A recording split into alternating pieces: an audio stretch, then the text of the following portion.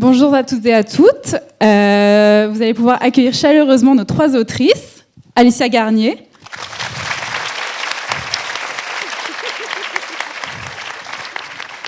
Delinda Dane.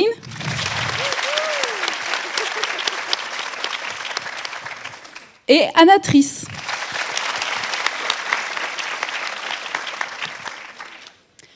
Aujourd'hui, on va pouvoir parler de notre sujet qui est New Romance un jour, New Romance toujours, ne finit-on pas par se lasser?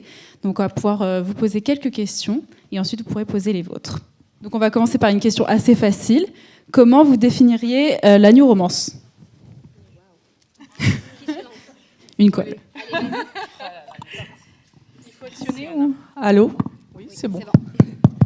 Alors la New Romance, je dirais que c'est donc la romance moderne, donc avec les sujets de société qui sont traités, une certaine importance accordée à la psychologie, aux émotions et vraiment oui des phénomènes de société actuels et des héros aussi dans lesquels on se reconnaît. On sent que tu as préparé, pas nous. Merci Anna. Ça me paraît être une bonne définition. Qu'est-ce qui vous a poussé à écrire de la New Romance à vos débuts et pourquoi ce genre en particulier?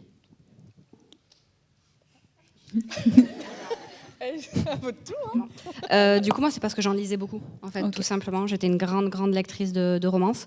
Et quand j'ai été plus frustrée par moments que l'histoire ne se déroulait pas comme je voulais, je me suis dit, bon, on va voir si c'est aussi dur que ça d'écrire une romance. La réponse est oui, je vous le dis. Et voilà. Et du coup, après, j'ai mis le doigt dans l'engrenage. Ok. Et toi, Delinda? Mais exactement pareil. En fait, je suis lectrice de romance à la base. Donc, à force d'en lire, on imagine nos propres histoires. Et puis, à un moment, on passe le cap de se lancer, en fait. Parce que, pareil, petite frustration de terminer les histoires. Moi, en fait, elle s'arrêtait et j'avais envie de continuer derrière l'histoire. Et puis, du coup, voilà. J'ai entendu parler de Wattpad. Et ça a lancé le truc. Ok. Et toi, Anna Triss? Alors moi, à la base, je suis plus une lectrice d'imaginaire et donc une autrice d'imaginaire. Et c'est en découvrant justement le genre de la New Romance que je me suis dit pourquoi pas aussi écrire de la New Romance. Et donc je me suis mise un peu plus tardivement à la New Romance et notamment avec Le Prince Charmant existe en mode vraiment délire, déjanté, etc. Donc c'était vraiment mon objectif de me lâcher et d'aller à fond dans l'humour. Ok. Et tu écris aussi des romantaisies, donc. Oui, tout à fait. Est-ce que tu penses que ce genre influence l'écriture de tes New Romances ou l'inverse? Et est-ce que tu penses qu'un de ces genres permet plus de liberté que l'autre? Oui, alors clairement, pour moi, la romantaisie, tu as plus de liberté puisque tu peux inventer en fait le monde à part entière. Tu peux inventer les codes, le world building. Alors que la New Romance, forcément, tu es limité par le cadre réel. En fait, tu peux pas trop digresser pour un souci de cohérence normal. Et du coup, c'était quoi déjà la première question avant la deuxième? La première question, c'est est-ce que la influence, c'est ça? La New Romance ou oui et non. Alors, je dirais peut-être plus dans le côté relationnel. La New Romance pourrait influencer la romantaisie dans le côté relationnel, le côté psychologique. Par contre, pas au niveau du cadre, au niveau de l'écriture aussi. L'écriture est différente. Donc, pour moi, c'est quand même deux genres assez différents, même si évidemment l'histoire d'amour reste au centre dans les deux cas. Mais c'est pas la même façon d'aborder les choses. Okay. Et est-ce qu'il y a un genre que tu préfères? Oui, j'ai débuté par l'imaginaire, donc j'ai une petite préférence du coup pour la romantaisie et l'imaginaire, même si j'adore du coup alterner. J'adore également écrire de la New Romance pour plus me détendre. On écrit plus vite. Du coup c'est sympa justement de jongler entre les genres. Ok. Et votre premier manuscrit, même pas publié, est-ce que c'était de la New Romance? Oui. Oui aussi. Coupable. Ok. Oui, c'était de la New Romance et pareil parce que c'est ce que je lisais en fait, donc on s'oriente naturellement vers ce qu'on aime. Selon vous, quels sont les ingrédients dont on ne se lasse pas en New Romance? Tu veux dire les tropes ou Ça peut être les tropes, ça peut être des sous-genres, des petits mécanismes. Moi, je pense que l'émotion doit être, est un ingrédient essentiel du genre. Et également, vraiment, les personnages, du coup, l'humain, en fait, quelque part. Et faire en sorte aussi que les lecteurs puissent s'identifier à ces personnages. Donc, c'est vraiment ça, je pense, qui est, bien sûr, en plus de l'histoire d'amour proprement dite, mais pour moi, les ingrédients qui font une bonne new romance. Ok, donc l'émotion principalement. Okay. Ouais. Mais après, je trouve que c'est aussi très, très personnel à chaque personne. Je pense qu'il y a... Je ne sais pas combien vous êtes dans la salle, mais chaque personne aura quelque chose de très spécifique à aller chercher dans une romance pour le coup. Donc c'est difficile de répondre pour toute une salle. Ouais. Mais effectivement, je pense que dans une new romance, ils cherchent la romance, l'amour, les sentiments. Mais de plus en plus, je trouve qu'on va chercher des fois des développements un peu plus poussés, un peu plus réalistes. On n'est plus avec... non pas que je critique ce genre-là, mais des fois c'était un peu le milliardaire qui va faire ceci ou qui va faire cela. Des fois on cherche un peu plus maintenant des histoires réelles, presque qu'on pourrait vivre au quotidien en fait. Ouais. Donc par exemple, tu disais le milliardaire, ça fait partie des choses dont ça a un peu lassé au fur et à mesure des années, ou c'est encore quelque chose qui plaît et... Non, je pense qu'il y a un qu'il y a un public pour tout en fait. Je pense pas qu'il y ait forcément de genre qui se lassent. Il y en a qui vont pas supporter les tropes avec, je sais pas, les triangles amoureux. Il y en a d'autres qui vont kiffer ça. Donc en fait, c'est la lecture, c'est comme tout. Je pense qu'on peut pas définir un cadre et dire ça c'est has-been, ça c'est machin, ça c'est truc, parce que je pense qu'il y a trop de lecteurs différents pour vraiment juger. Puis moi, en fait, je suis personne pour juger en fait si c'est has-been ou pas. Donc il y a des schémas qui fonctionnent. Tu parles du milliardaire, un boss employé, ça fonctionne en fait, mais il y a un lectorat. Donc à partir du moment où quelqu'un aime, il continue de lire. Donc on ne peut pas définir à un moment, dire tiens là ça y est, c'est comme tu dis, has-been ou démodé, on n'en lit plus, et shame on you, ceux qui lisent encore en fait. Vraiment, au contraire, nous, justement, dans la new romance, on essaye de casser ça, le fait de se dire ah ouais, ça c'est, ça se lit plus, c'est dépassé, c'est démodé. Justement, parce que très souvent, pendant très longtemps, la new romance, elle était décriée par les genres un peu plus classiques. Donc, si nous, on se met à le faire aussi, c'est pas le but en fait. Après, il y a quand même une évolution dans le genre entre 2015 et aujourd'hui. Il y a des choses qu'on ne fait plus ou qui sont plus d'actualité. Est-ce que vous auriez des exemples ou des choses que vous pensez qui ne se font plus, ou qui sont beaucoup moins appréciées, même s'il y a un lectorat pour tout? Après, on peut se lasser, mais même nous, en tant que lectrices, de certains schémas qu'on a vus et revus, parce qu'à partir du moment où il y a une histoire qui va peut-être connaître du succès, on va toutes vouloir tester ou en lire en tout cas, et du coup passer à autre chose. Mais on peut passer aussi de la new romance à, comme toi Anna, à l'imaginaire, pour changer un peu, mais voilà, je sais même pas si c'était clair. Oui, je peux répéter la question, j'ai oublié la question. J'ai oublié la question aussi. Si selon vous, il y a des tropes par exemple qui sont plus d'actualité aussi, ça a évolué vers quelque chose de si différent je pense que c'est très difficile, c'est très difficile, je pense, de sortir un livre de son époque. Oui. Mais il y aura toujours quelqu'un, je pense, pour revenir sur cette histoire. Et même moi, en tant que lectrice, il y a des fois, je vais faire une boulimie de, je sais pas moi, d'Enemies to Lovers. Et puis en fait, je vais retourner lire un milliardaire et je vais me dire, ah, c'était cool quand même. Parce que c'est plus du tout la même vibe, c'est plus du tout les mêmes choses. Et on peut en relire, et en fait, ça peut être des livres qui ont quelques années. Et quand on le lit, on se dit, ah ouais, ok, ça maintenant, on le tournerait peut-être pas comme ça, mais ça nous empêche pas de prendre plaisir en fait à lire l'histoire. Mais ça devient de plus en plus difficile à sortir un livre de son époque, parce que ce qu'on écrivait en 2017, on l'écrirait pas comme ça aujourd'hui, parce que la société a évolué, parce que les codes ont évolué, comme ce qu'on est en train de lire aujourd'hui. Dans 5 ans, on va se dire, waouh, j'ai fait ça. Alors qu'en fait, à aujourd'hui, on essaie d'être le plus précise possible sur plein de sujets, le consentement, les choses comme ça, les relations plus ou moins saines en fonction des histoires qu'on peut écrire. Mais du coup, je pense qu'il faut savoir que le manuscrit, il a été écrit en telle année, et que c'était ce qui était acceptable et les codes de cette année-là, en fait. C'est ça. En fait, c'est pas tant les tropes. Les tropes, il bouge pas. C'est comment on aborde le sujet. On est plus sensible aujourd'hui tu parlais du consentement, il y a certaines choses qu'on ne dit plus, qu'on ne fait plus. Voilà, c'est plus les tropes changent pas, mais c'est la façon dont on l'aborde, je pense. Je pense qu'il y a plus de prévention, voilà, de sensibilisation à des sujets qui étaient moins traités. Enfin, ils étaient traités avant, mais du coup, c'était pas la même approche. Ouais. Et donc, effectivement, il y a plus, on accorde plus d'attention justement à tout ça et à bien catégoriser justement pour que chaque livre retrouve aussi son public et qu'il n'y ait pas de fausses routes et de gens qui vont être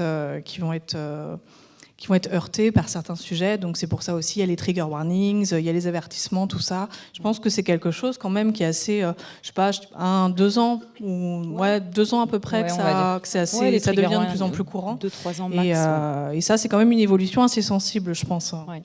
Et c'est plutôt positif. C'est bon, bien sûr, évidemment. Positif, oui. Okay. Une question pour toi, Delinda. Tu as publié 5 livres chez Hugo depuis 2020 et tu as aussi une série qui va bientôt sortir et qui est en avant-première. Tu as pu suivre cette évolution dont on parle. Est-ce que, si tu pouvais, tu aurais envie de réécrire certaines romances en les relisant maintenant, aujourd'hui ? Alors, réécrire, je pense que non, je ne les réécrirais pas. Peut-être que je changerais... non, même pas. Parce qu'en vrai, c'était la moi de 2020 qui a écrit Stairway. On parle de Stairway, donc le premier, c'était Stairway to Heaven. Et alors peut-être qu'en relisant, je grincerai un peu des dents à certaines tournures de phrases. C'est inévitable. Hein. Voilà. Mais en soi, l'histoire, elle resterait la même parce qu'à ce moment-là, c'était ce que j'avais envie de raconter. Voilà, c'était le message que j'avais envie de faire passer. Et voilà, l'humour, il resterait, je pense, sensiblement le même. J'aime bien mettre de l'humour en fait dans mes histoires, mais en soi, non, je pense pas, parce que chaque histoire, en fait, je pense qu'en fait chaque histoire, elle a un moment pour être publiée, être écrite en fait, et être publiée. Et voilà, non, je changerai pas. Pardon, hein, on est désolé, mais d'accord. Donc, dans quelle mesure la neuromance évolue-t-elle au rythme de notre société, selon vous ? On a parlé de plus en plus être sensible au lectorat, dire cette sensibilité, d'être plus attentif à ce qu'on... En fait, dans la mesure où même le lectorat est de plus en plus jeune, donc voilà, on veille vraiment à catégoriser, d'où l'apparition de catégories dark romance, là où peut-être il y a 4-5 ans, il n'y avait pas forcément cette notion de... Voilà, là c'est de la dark, là on est sur de la new romance. Donc voilà, elle évolue dans ce sens-là, dans la prévention. Je pense qu'on fait vraiment très attention maintenant au message qu'on veut donner, en fait, tout simplement, parce que... voilà, comme tu disais, les listes de trigger warning au début des romans, c'est quelque chose qui est très important pour moi. Et c'est vrai que chez Hugo, pour le coup, j'apprécie bien le fait que derrière les romans, même si c'est tous sous New Romance, le problème c'est que c'est tellement vaste ce dont on peut parler en New Romance, que savoir le curseur où est-ce qu'on est dans le livre, effectivement, avec un livre en particulier, c'est très compliqué. Et derrière, vous pouvez avoir romance psychologique, romantique suspense, des choses comme ça, avec les petites silhouettes, là, effectivement, ça permet de savoir un petit peu où se situer. Mais bien évidemment, là, je suis en train de réécrire une histoire que j'ai écrite en 2017 pour la sortir en 2025. C'est horrible. Je ne vais pas vous le cacher, parce que quand on le lit, on est là. Waouh. Ah ok, d'accord. Non, ça en 2025. T'es comme ça. Voilà. Et tu dis non, ça en 2025, non, ce n'est pas possible. Donc effectivement, mais c'est parce que j'ai grandi, j'ai évolué. J'ai appris aussi beaucoup de choses sur des sujets qui me tiennent à cœur, et forcément, c'est pour ça que je disais, sortir un texte d'une époque, c'est dur en fait. Oui. Est-ce que vous pensez que c'est en faisant attention justement à la société qui évolue autour de nous, que la new romance reste moderne et reste en phase justement avec les attentes du lectorat ? Anna, ça t'inspire ? J'ai pas tout entendu en fait, si tu pouvais répéter. Pas de souci. Est-ce que vous pensez que c'est justement en faisant attention à ce qui se passe dans notre société et qu'on suit l'évolution des attentes des lecteurs et des sujets qui émergent, que c'est comme ça que la new romance reste moderne et que du coup elle ne lasse pas ses lecteurs ? Est-ce que quelqu'un veut répondre à la question ? Qu'est-ce que vous en pensez ? Vous avez 3 heures. Et vous, qu'en pensez-vous ? Oui. Je pense aussi, oui. C'est quoi les choix? Oui, non. Je se prononce pas. L'avis du public. Non, mais je veux dire, c'est un genre qui se questionne beaucoup pour faire attention justement les trigger Une warnings. remise en cause. Oui, Dans ces... Et que donc, ça reste moderne. Et par exemple, on parlait des romances, par exemple, de 2015, qui aujourd'hui, quand on les lit, peuvent paraître datées. Et parce que justement, on a une évolution hyper rapide en faisant attention au public, qu'on réussit à garder un lectorat qui évolue en même temps que vos textes. Je pense que oui. Oui, Oui. oui. C'est ce qui fait que justement, on est Dans l'air du temps, voilà, je sais pas. exactement. Ouais, ça reste actuel, que Exactement. Voilà. Je pense qu'il y a aussi, il faut s'adapter au marché en fait quelque part, aux demandes du lectorat, à l'évolution effectivement des attentes des lecteurs, de l'âge, etc. Comme on disait. Donc effectivement. On creuse les personnalités. Voilà, c'est tout. Est-ce que vous pensez aujourd'hui qu'on peut encore faire une romance qui ne soit pas engagée sans qu'elle aborde des thèmes qui soient importants pour aujourd'hui et qu'elle fonctionne quand même? Ou si c'est un ingrédient vraiment incontournable? Non, je pense que ça peut très bien marcher. Enfin, moi, je veux dire, sans dénigrer les romances de Noël, mais quand j'attrape une romance de Noël, vraiment, c'est pour rire, c'est pour me vider la tête, c'est pour passer un super bon moment. Alors que si j'attrape... C'est du divertissement, en fait. Oui, c'est ça. Il n'y a pas forcément besoin qu'il y ait des messages. Voilà. Des fois, c'est juste fait pour rire, pour faire, pour véhiculer des émotions, pour divertir, pour faire rêver. Donc, voilà, clairement, tu sais à quoi t'attendre. C'est bien qu'il y ait de tout, en fait. Ouais. Que des textes engagés, je pense que des fois, ça serait un peu compliqué. Ce serait un peu lourd. Il faut qu'il y ait tout pour que tous les lecteurs puissent être satisfaits. Ok. Vous avez tout écrit, plusieurs livres. Comment vous continuez à trouver des idées originales pour vous renouveler? Alors, moi, je pense que, en fait, tout a été fait. Mais maintenant, en fait, pour se démarquer, il faut s'approprier des idées, il faut trouver sa propre marque. Donc en fait, l'originalité n'est pas forcément dans le thème, mais des fois dans l'exécution, où par exemple, je dis souvent, on peut très bien se servir des clichés sans problème, mais on peut aussi les adapter, on peut aller à contre-pied, surprendre le lecteur, du coup justement, en partant de clichés des fois déjà vus pas mal de fois, et justement en allant à l'inverse. Donc, je pense que l'originalité, elle réside pas forcément dans les thèmes, etc. Toujours, parce que c'est vrai qu'il y a eu tellement d'œuvres que c'est compliqué maintenant de trouver une idée vraiment, vraiment originale en tant que telle. Mais voilà, du coup, on peut trouver d'autres pistes, en fait. Et puis même dans l'écriture, dans divers ingrédients, en fait, qui s'ajoutent, et ça fait comme un espèce de gros puzzle où, au final, l'originalité vient de là.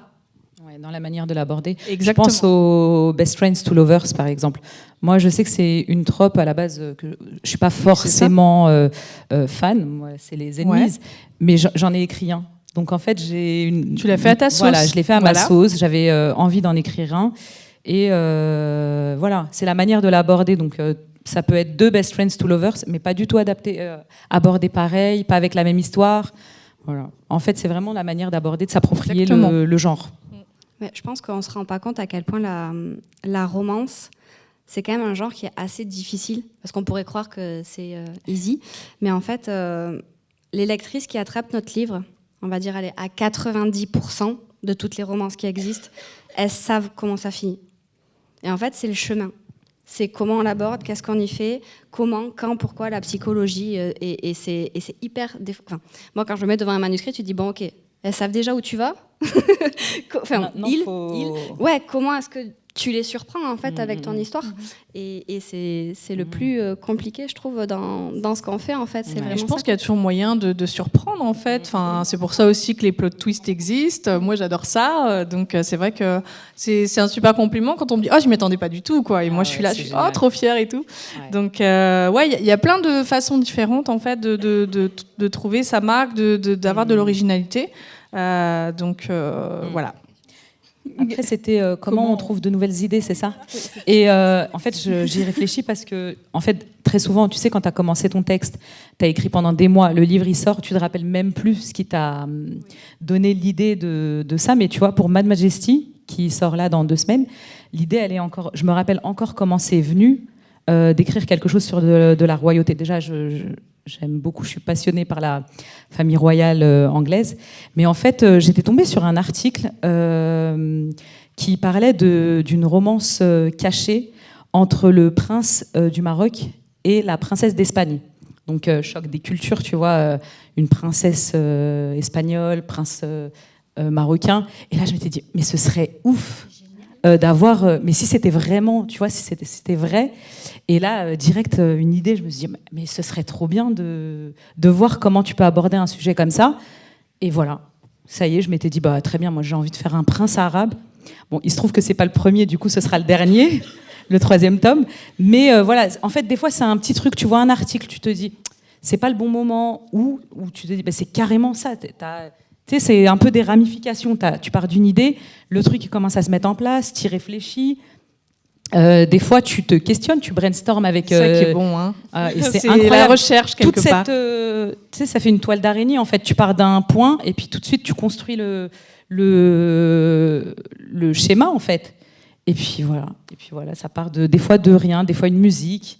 Des fois, ça n'a rien à voir avec l'idée de base. C'est complètement. Cherche la logique. Il n'y a rien qui est défini, en fait. C'est ça qui est génial, c'est que c'est libre.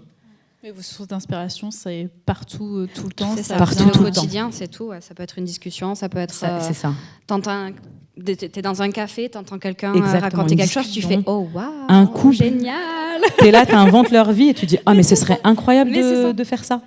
Un reportage, moi, très souvent, c'est des articles, des trucs comme ça. Genre, je me rappelle d'une idée, c'était mon premier roman, qui n'est pas chez Hugo, d'un homme qui est tatoué presque entièrement. Mais en fait, ça venait de... Je regardais un reportage et il y avait ce gars qu'on appelait Zombie Boy, qui était quasiment entièrement tatoué, je crois, à 80-90%. Et je me disais, mais c'est incroyable, qu'est-ce qui fait que tu as envie de te tatouer complètement comme ça ? Te cacher peut-être aussi derrière cette armure, cette carapace. Allez, et ben voilà, j'avais mon héros, mon histoire. Bon voilà, là on peut dire que c'était peut-être cliché parce que c'était le bad boy, la gentille new-yorkaise. Mais voilà, moi c'était un moment c'était un texte qui m'avait fait kiffer. Peut-être qu'aujourd'hui, sorti du contexte, ça peut être un peu cliché parce qu'il y a eu beaucoup de bad boys. Mais voilà, à ce moment-là, l'idée venait de là, tu vois. Un petit reportage, l'idée elle germe. Ok, d'accord. Et est-ce que, c'est plus pour toi Alicia, est-ce que changer de genre, c'est une façon de se renouveler ? Parce que tu as fait la série Rebelle, et tu as aussi fait les Cantéop, et c'est 2 genres complètement différents, mais est-ce que tu gardes quand même certains éléments dans les 2 genres littéraires qui sont communs ? Voilà. C'est mes propres valeurs, je pense, qui ne bougent pas. Comme je le disais au tout début, le consentement, pour moi, tout est consenti à chaque fois dans mes histoires et je mets un point d'honneur à ce que ça le reste. Mais après, c'est surtout... oui, j'ai besoin de passer d'un genre à l'autre parce que les Cantelp, c'est une romance psychologique qui va toucher au deuil, à l'addiction, avec du coup... des passages très compliqués en fait à gérer et vu que j'ai presque une écriture symbiotique pour ceux qui ne savent pas, c'est que quand j'écris, je vis et je ressens du coup ce que j'écris, donc je suis sortie de là, j'étais drainée, j'en pouvais plus. Donc j'ai eu besoin d'écrire 4 comédies romantiques universitaires pour un peu remonter le moral et que ça aille mieux avant d'écrire I Knew, qui est du coup dans le même univers, pour pouvoir effectivement avoir des petites bouffées comme ça Ouais, voilà, des bouffées d'air frais pour pouvoir recharger des batteries, parce que même si dans Rebelle, on a des sujets quand même assez engagés comme la grossophobie, le harcèlement scolaire, on a le racisme, la discrimination dans le sport, etc. On rigole quand même vachement. Donc du coup, c'était beaucoup plus simple pour moi de faire effectivement cette alternance. Ok. Et donc, tu as récemment sorti le I Knew You Were Trouble. Comment tu as réussi à rester moderne par rapport à Cantelp, qui t'est sorti quelques années avant, tout en gardant un lien fort, sans trop essayer de changer ton écriture, qui a sûrement évolué entre-temps, quoi. C'est une bonne question. Je ne me suis pas trop posé justement la question de quand je me suis lancée dans I Knew, parce que j'avais vraiment envie de montrer surtout la thématique du deuil, parce qu'on nous parle des étapes du deuil, des machins, des trucs, comme si en fait il y avait un chemin bien linéaire et dire c'est bon, t'es passé de l'autre côté, le deuil c'est bon, c'est nickel. Et vu que je l'avais bien traité dans Cantelp, en fait dans celui-là j'ai voulu juste faire le lien par rapport à la thématique du deuil en fait non, le deuil c'est... chacun le vit comme il veut. Et je me suis juste concentrée sur ça. Je me suis pas concentrée sur est-ce que mon écriture elle est plus ceci, elle est plus cela. Avec mon éditrice, par contre, elle m'a dit ta plume c'est pas la même que dans Rebelle. Je dis en même temps je fais pas la même chose que dans Rebelle. Donc du coup oui, j'ai une écriture plus posée peut-être, un peu plus descriptive, des choses comme ça. Mais j'ai pas essayé de faire du moderne, j'ai fait du moi avec justement ce que je disais tout à l'heure, le fait que j'ai évolué, que j'ai appris plein de choses entre 2020 et 2024 du coup. Ok. Et est-ce qu'il y a des choses que vous aimeriez toutes les trois voir dans les futures New Romances qui vont bientôt paraître ou dans le futur Dans les nôtres, non.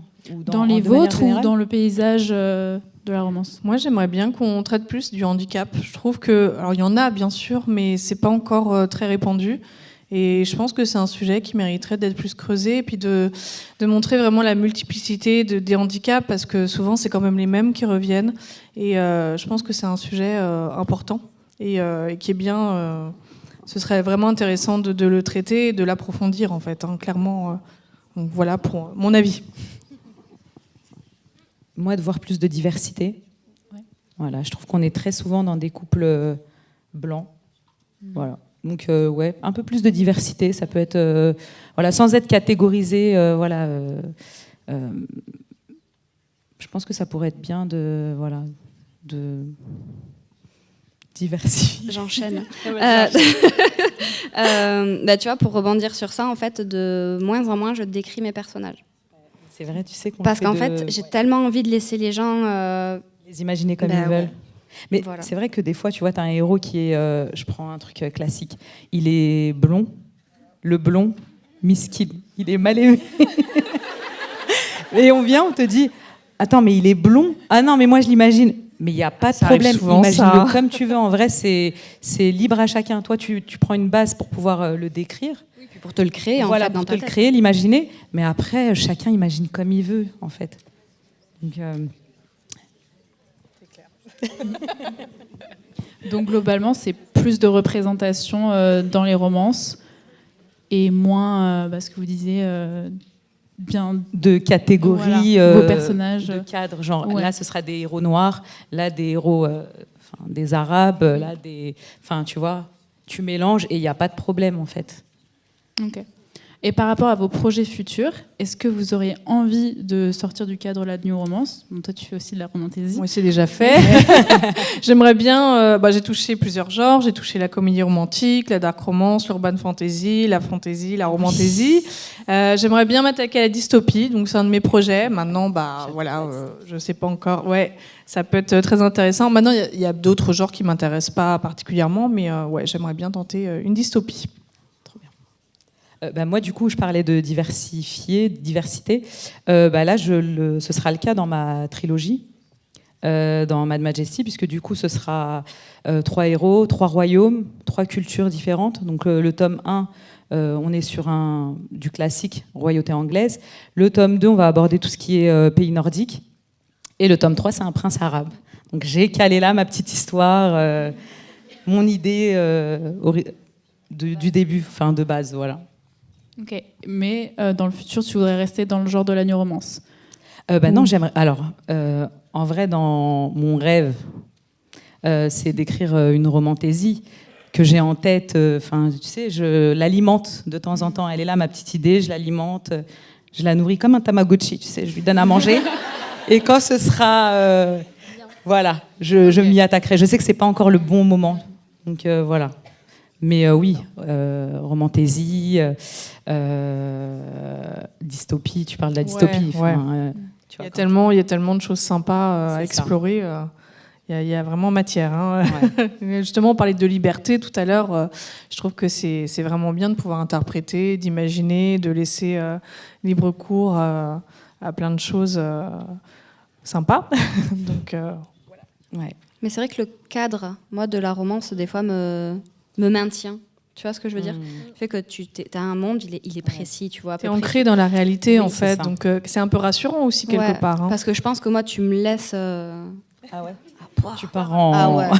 Ah ouais, je pense que tu fais du Star Wars en passant par Indiana Jones. Enfin, je saurais pas trop comment tout concentrer, même si forcément c'est intéressant parce que justement tu vas tester ton imagination et tu vas super loin. C'est juste que je sais pas si je saurais me cadrer. Ah oui. Du coup, pour faire un truc bien précis et qu'on n'a pas spécialement vu entre guillemets aussi. Ouais. Après, même dans un autre genre, tu vois, même si tu parles de la dystopie, mais il resterait de la romance, en fait, tu vois. Oui. On reste toujours dans le schéma de la romance, même si on la positionne dans un autre univers, dans un univers... On la décline à plusieurs... Dans une dystopie, dans une romantaisie, avec des vampires. Pour moi, s'il y a la romance, c'est comme, même en tant que lectrice, je peux lire de tout, tant qu'il y a de la romance, en fait. Tu vois, s'il y a de la romance, ça me va. L'historique. Je suis vraiment hyper ouverte, voilà.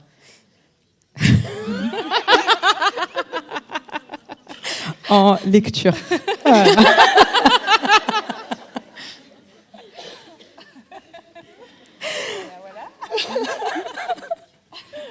Une autre question un peu plus compliquée. La new romance, c'est un genre littéraire qui attire de plus en plus l'attention, que ce soit des lectrices ou des éditeurs qui ouvrent de plus en plus de collections. Mais ça reste un genre un petit peu stigmatisé. Donc parfois, on peut lire dans les articles des choses pas très agréables. Je vais citer... épicées par des scènes érotiques, les histoires fleurs bleues entre une oie blanche envoûtée par un homme souvent dingue et parfois violent, mais qui finissent bien, ont pour qualité première de doper les chiffres de l'édition française. Pas très agréable. Non, mais ça, c'est quelqu'un qui ne lit pas de la romance. C'est quelqu'un qui en tout lit simple. pas. Voilà. Qui n'y connaît rien jamais ouvert à la new romance. Est-ce que vous pensez qu'en tant qu'autrice de new romance, vous êtes bien considérée, que ce soit dans le monde de l'édition ou par la société ? Alors, donc c'est la question un petit peu sensible. Moi, je pense, je me base par rapport à ce que je vois, parce que du coup, comme je suis aussi de l'autre côté, du côté fantasy, j'ai un petit peu, je vois aussi ce qui se passe au-delà de la romance. En fait, je trouve qu'il y a une évolution positive, mais qui se fait petit à petit. C'est-à-dire qu'il y a encore du chemin à parcourir. Je pense qu'il y a toujours ce côté où, au niveau de la littérature blanche, alors bien sûr, je fais pas de généralité, c'est pas du tout ça, mais certaines personnes vont considérer la romance comme un sous-genre. Sachant qu'il n'y a pas que la romance qui est considérée comme un sous-genre, il y a aussi la fantaisie, il y a aussi le polar, même si pareil, on tend vers quelque chose de plus positif. La science-fiction, etc. Donc je pense qu'il y a vraiment encore du chemin à faire pour convaincre les gens que la romance, ce n'est pas comme la définition que tu as lue tout à l'heure, que c'est plus profond que ça, qu'il y a des sujets plus développés, qu'il n'y a pas des clichés, etc. Donc en fait, voilà, du coup pour moi...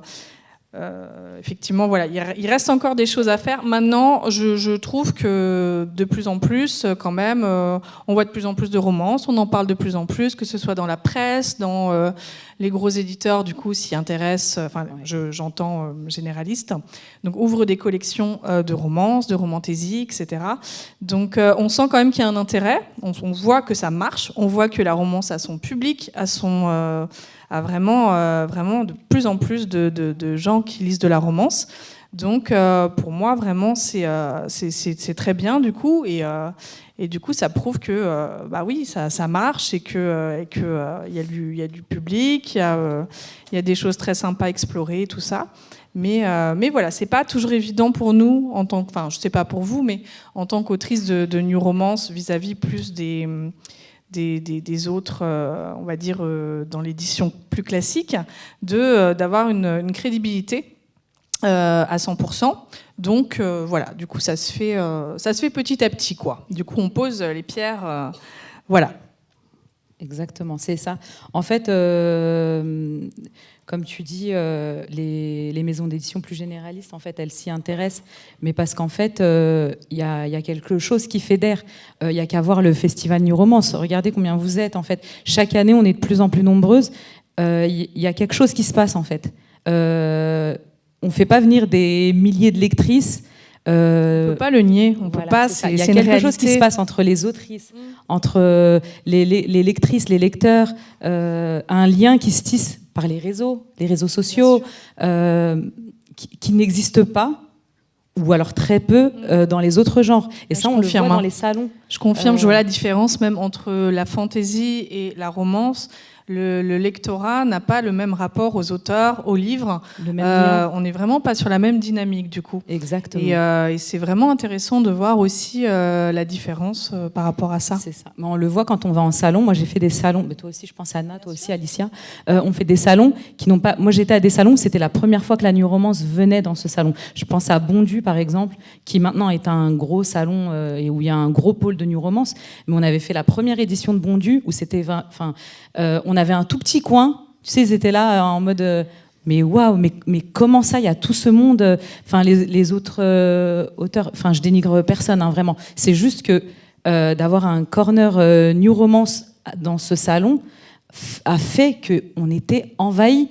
Eux-mêmes, le libraire, il était comme un dingue. Mais c'est incroyable, les lectrices, elles viennent de loin. Et en fait, ça les choque de se dire mais il y a quelque chose qui se passe avec la New Romance. Et pareil à Angoulême, j'avais fait Angoulême, c'était la première fois que la New Romance, il faisait venir de la New Romance. Ouais. Pareil, ils nous avaient mis un petit coin et c'est toujours le même schéma. C'est drôle parce que ça se répète. Ils sont là, mais c'est fou le monde qui vient vous voir. Mais parce qu'il y a un lien, on crée quelque chose avec les lecteurs et les lectrices, on se reconnaît, on se connaît, on devient amis. Et je pense qu'il y a une proximité qui fait que voilà, on est toutes là ensemble dans un genre qui nous rassemble. Et au niveau commercial aussi, hein, concrètement, ça marche très bien et c'est aussi pour ça que les autres éditeurs s'y intéressent. Hein. On va pas se mentir. Hein. Donc voilà. Hein. Après, je pense que toutes les trois, on a été peut-être confrontées aussi à... Du coup, tu fais quoi ? Je suis autrice, tu écris quoi ? De la romance. Le fameux A. Et là, tu es obligé de te justifier, de dire oui, mais c'est plus la romance de nos grands-mères, c'est moderne, etc. Moi, je me justifie plus pour le coup, je dis prends, lis, vas-y. Et ça, je l'ai eu justement, c'était rigolo. Il y a une lectrice qui est venue, je sais pas si elle est là, à Nancy début septembre, et elle me disait que voilà, elle était avec son papa, et je lui ai dit chiche, ton papa, il lit Les Rebelles pour venir me voir au FNR. Et bien, il les a lus, il a adoré. Incroyable. Et en fait, il a aimé du coup. Oui. Tu vois, en fait, et c'est ça, c'est que parce que, des fois, je me dis que c'est le label, sans dénigrer le New Romance, mais des fois, c'est le mot romance qui nous met dans un cadre un peu trop rigide, alors que peut-être que si on avait, j'en sais rien, il faudrait le trouver ce nom-là, mais peut-être que les gens seraient plus curieux que de se dire c'est de la lecture de bonne femme, alors qu'en fait. Pas du tout, on aborde tellement de sujets, tellement de diversité. Il y a des hommes qui lisent aussi de la New Romance, c'est de tous les âges, quoi. Ça va vraiment jusqu'à 70 ans, donc c'est génial, du coup, toute la diversité que ça rassemble. Ouais. Ce qui serait bien, c'est vraiment que voilà, ces genres un peu plus généralistes arrêtent de juger, chacun lit ce qu'il a envie, tout simplement. C'est comme les compagnons. Là, franchement, s'il y en a, vous êtes courageux de faire la queue pour vos dames. J'ai commencé à lire... C'est bien ? Bah oui. Parce qu'effectivement, on a certains préjugés, c'est sûr, sur la romance. Il y a des préjugés qui continuent et qui peut-être continueront. Mais je pense que petit à petit, parce que certains sont curieux, ils se laissent un petit peu surprendre à ouvrir et à regarder et à se dire « Ah, mais en fait, c'est pas ce que j'avais en tête, il y a plus, en fait. » C'est ça, c'est pas que du cul, quoi. Voilà. Disons-le clairement. Ça, c'est dit.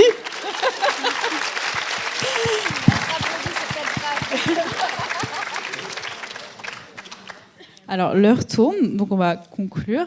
Pour vous, est-ce que la New Romance durera toujours ? Oui, parce que les histoires d'amour sont intemporelles. Ouais, c'est magnifique. Si c'est pas mignon.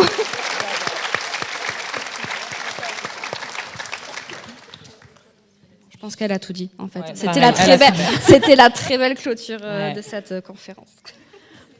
Donc, on va passer aux questions, si vous en avez. On va passer un micro.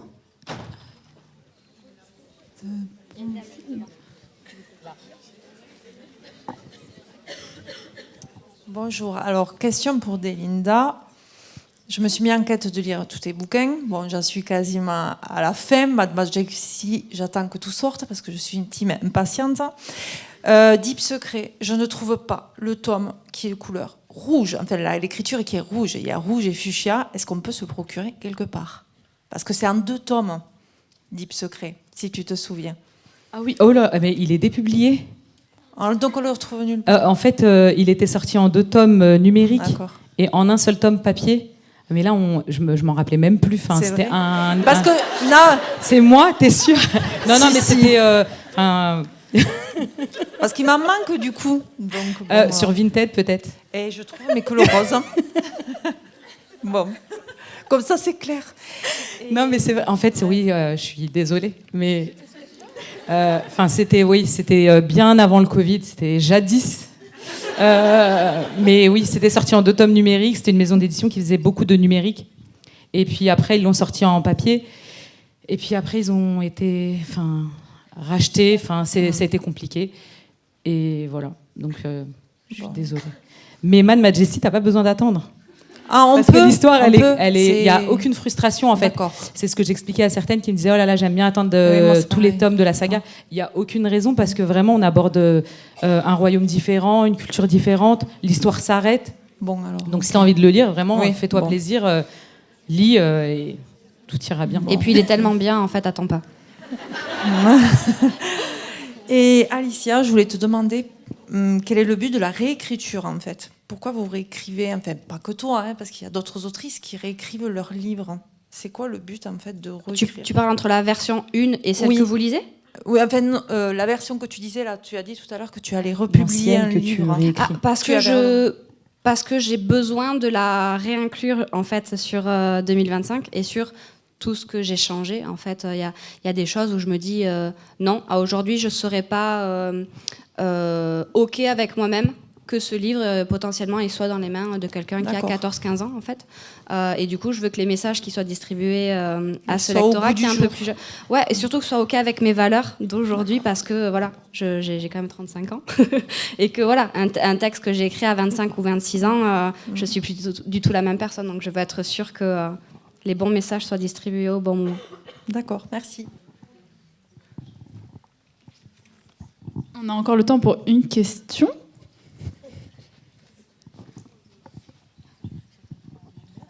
Bonjour. Hello. Moi aussi, je me suis fait peur. J'avais une question. Rigolez pas. Est-ce que l'évolution de la romance, de la new romance, ça vous crée pas une sorte de censure parfois dans le sens où, comme vous avez dit, les tropes, certaines des fois sont plus d'actualité, le lectorat est de plus en plus jeune, du coup on peut pas se permettre d'écrire certaines choses. Est-ce que parfois vous dites ah j'ai envie d'écrire ça, mais je vais pas le faire parce que par peur des retours à cause du lectorat, des tropes et de tout ce qui évolue maintenant? Alors moi non, mais par contre, si je devais traiter de tropes plus sensibles, par exemple, c'est sûr qu'il y aurait une importance particulière accordée aux trigger warnings et aux avertissements. Maintenant, ça va pas forcément m'arrêter. Alors par contre, c'est vrai que je t'avoue que par rapport à il y a 5 ans en arrière, alors je sais pas vous les filles, mais je me pose plus de questions qu'avant. C'est-à-dire que des fois, pendant l'écriture, je vais me dire tel personnage, est-ce qu'il a pas un comportement un peu machin. Je vais me questionner. Du coup, je vois après, je réfléchis peut-être plus par rapport à l'histoire, par rapport à la cohérence, par rapport à l'évolution aussi que je veux donner au personnage. Si je garde ou je laisse ou j'enlève, je veux dire. Donc voilà. Du coup, c'est moi en tout cas par rapport à ça. Je te rejoins, pareil. On va être plus vigilante sur certains détails, là où peut-être il y a 4-5 ans en arrière, ça nous semblait pas forcément choquant. Aujourd'hui, vraiment, on va faire plus attention. Réfléchir un peu plus quelque part. On se pose un peu plus de questions. Tiens, est-ce que cette scène-là, ça peut être interprété comme du non-consentement? Voilà, des choses comme ça. Voilà, c'est sensibilité. Enfin, tu vois, on veut pas heurter, on veut faire attention et être plus vigilant. Donc, maintenant, c'est vrai qu'après. Mais on se bride pas en fait. Oui, c'est ça. On se bride pas. Je veux dire, on se dit si jamais on décide d'aller vers cette direction-là, il y a les avertissements qui sont là pour ça. Il y a la catégorisation où on dit là on tend vers de la dark romance ou autre. Donc voilà. Oui. Moi, je vais aller. Oui, je fais beaucoup plus attention à ce que j'écris, très sincèrement, parce que pas envie de blesser, en fait, tout simplement, maladroitement. Donc J'en reviens à ce que je disais, je me renseigne beaucoup, je lis beaucoup. Quand j'ai des doutes, je fais appel à des sensitive readers. Ouais, Parce que voilà, je ne suis pas légitime sur tous les sujets. Et que je trouve ça très important de... Je me dis qu'une personne qui va prendre mon livre, il est là pour normalement passer un bon moment. Même s'il y a des fois il y a des petites larmes qui peuvent arriver, mais le but c'est pas de se sentir heurté dans ses valeurs ou autres. Donc oui, faut écrire ce qui nous correspond, quoi. Oui, mais tant mieux qu'on grandisse et qu'on évolue et qu'on fasse vachement plus attention à Oui, mais ce genre de choses. après, on peut quand même avoir des comportements problématiques dans les livres tant que c'est dénoncé. Enfin, dans tous les cas, ça peut heurter. C'est pour ça qu'il y a les trigger warnings. Mais selon moi, on ne peut pas enlever tous les comportements problématiques parce que les comportements problématiques font partie de la vie aussi. Tout à fait. Donc, je comprends qu'on veut éviter d'heurter parce qu'on ne peut pas contrôler qui achète notre livre. Mais pour moi, tous les enlever, ce serait créer un royaume de bisounours, en fait, où tout va bien. Ce serait presque dangereux. Je ne sais pas ce que tu en penses, mais je trouve que du coup, c'est bien d'alerter aussi quelque part. C'est une réalité. De dire attention, ça existe, en fait. Ouais. Ah non, mais complètement. Ça existe, mais il y a certains comportements qu'on ne veut pas romantiser. C'est ça. Tout simplement, en fait. Et si tu as un comportement... Enfin, moi, je sais que j'ai des vrais... J'ai pas le bon mot qui vient. Des vrais méchants ou des gens avec des comportements problématiques. Des vilains, voilà. Merci, j'avais pas de mots sans insulte qui venaient. Dans le roman, c'est-à-dire que soit je le débunk directement derrière avec mon personnage qui va dire mais tu te rends compte de ce que tu es en train de dire, pour justement montrer qu'un comportement pareil n'est pas ok en fait, et justement peut-être en espérant mettre une petite graine dans la tête des lecteurs pour se dire ok, si ça m'arrive, c'est pas ok. Je pense que c'est une bonne conclusion, on peut s'arrêter là. Vous pouvez les applaudir bien fort.